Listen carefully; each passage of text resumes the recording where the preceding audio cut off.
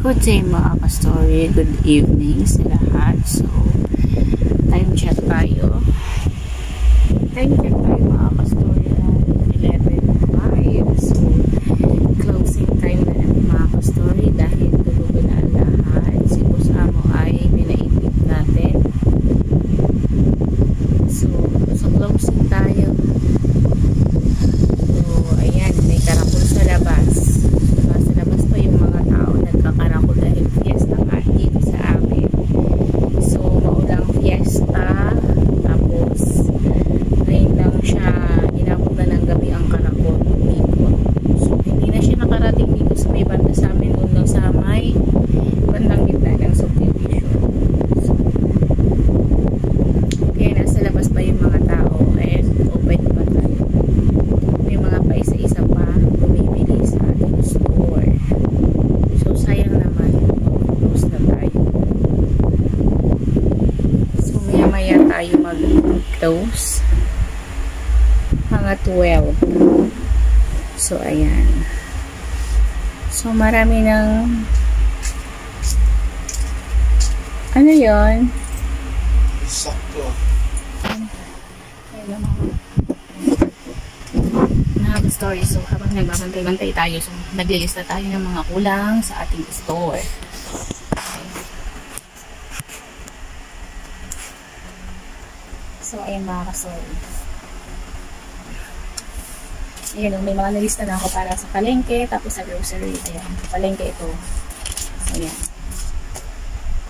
Tomorrow is ano ba ng bayan. So, hindi natin alam kung matao sa palengke. Marami kasi kung bibilin sa palengke mga ka-stories. Katulad ng mga tigtitek na t-shirya, tapos frozen, tapos kinaumagahan, pasukan na. So, super busy tayo ng mga ka-story. Maaga tayong gigising na sa Martes.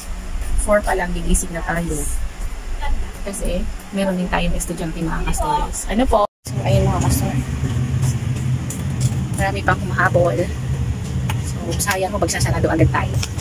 So, tsaga-tsaga muna. So, review ng mga kulang. Can slide. Ayan.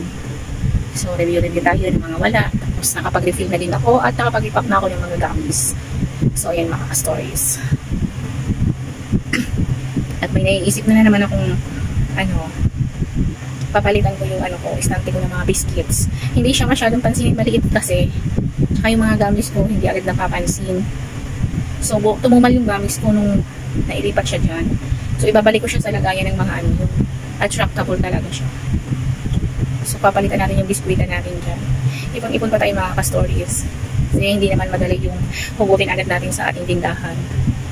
Kailangan natin mapaikot siya. So, ayan, yung status ng store para natin. And share ko lang pala mga ka-story sa inyo kung saan ko kinuha yung pamparenovate dito. So, 2 years, magti 3 years pa lang yung tindahan natin, pero nakapagpa-renovate na tayo. So, ayun mga ka-story, nagsunod-sunod yung mga mamimili. Nasaan na ba tayo? Kung saan ko kinuha yung pamparenovate ng ating store. So, sa ano po yun? Sa Ipon Challenge ko po. Pangmalakas ng Ipon Challenge. So, 2 beses na po na nabuksan yun, nabuluwat. So, sa pangalawang beses po, ito pong renovation ng store ko. At yung una pong buluwat noon ay dinagdag po sa pambili ng property, yung kapitbahay, yung kabila nating pasalong bahay. So, yun po yung pinagkagastusan nung pangmalakas ng Ipon Challenge natin. Simula po nung January hanggang ngayong August. So, bali 2 beses po siyang binuksan.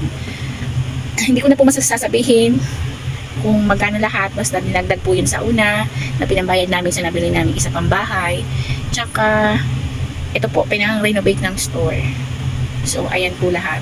Tinanggal ko na po yun. Papalit na po ako ng panibagong alkansya kasi lagi siyang nabubulwat. So, pinalitan na natin yun. Bago na yung alkansya ko para hindi na mabubulwat. Sabi ko, hindi ko na siya bubulwatin talaga as in. Para gusto ko po, 1 taon ko po siya pabubuksan ulit. So, after 1 year, mga 1 taon po ang ipon bago natin bulwatin ulit yun. So, matagal na po siyang nabulot mga ka-story kasi matagal na itong na-renovate yung store natin. Ngayon ko pa lang po maipa-vlog yun. So, wag na natin sabihin kung magkano. Ito na yun lahat. Tapos, yung natira po ay dinagdag ko po sa puhunan sa sigarilyo sa Marlboro. So, ibinayad ko na po lahat sa Marlboro. Dagdag puhunan po sa ating store, yung natira. So, ayun lahat mga ka-story, ang ating naipon. So, bali, kumukurot lang po ako sa benta pag nakaka-target po tayo. Pero pag hindi po ako nakaka-target, hindi po ako naghuhulog mga ka-stories. So, ayan yung ating, yung bakit nakapagpa-renovate tayo ng ating store. So, yun lang naman yung na-renovate. Pinataas lang natin yung bubong at pinabaklas yung yung nakaharang na pader. So, yung mga nandito naman ng mga lagayan, mga estante, yung iba dyan ay nabili na natin matagal na. Tapos yung iba naman ay mga pa lang. Yung mga rack pa lang na plastic rack. So, hindi pa natin kaya mag-condola. So, hindi pa natin yun kaya. Pero pangharap natin yun na magkakondola ang store natin kasi para magandang tingnan mga customers. Soon, pag-iipunan ulit natin, magkakaroon tayo niyan. So, sipag at tiyaga nga lang, sabi ng aking mother. Para magtagumpay, sipag at tiyaga lang. So, ayan yung natin. Ang yaw-yaw natin for today's video. So, matagal lang na-renovate na yun lang natin and i-reveal kung saan ang galing ang ating pinang-renovate. Wala naman po tayong trabaho at wala na rin pong trabaho ang ating boss amo. So, ex-OFW po siya mga ka-story at hindi pa rin po siya nakababalik sa ibang bansa. So, ayan. Ang ating yaw-yaw for today's video. Iikot ko lang kayo saglit sa ating store. May tulog na bata dyan eh. So, ayan yung labas. May ipa-isa-isa pang bumibili. So, ayan. Ayan yung labas natin. Yung ice cream. So, nagre-refill-refill ako mga customer. Gigisingin ko na rin si boss para magpagsarado na kami. Hindi ko kasi tayo magsarado na mag-isa kasi may isa sabit-sabit pa. So, yan yung labas. Oh my God. Bukas ang kabilang bahay. So, ito yung nabili nating bahay. Yan. Yan yung nabili nating bahay. Ito yung labas. Yan. Magkatabi lang yung nabili nating bahay. So, pakita ko lang ng very light sa inyo mga stories. So, ayan. Ayan, yung ating store. So, ayun na mga ka-story. Please keep on watching and please subscribe our channel, Pops Tindan Stories. Dito ko na po i-end ang aking vlog. Good night, everyone.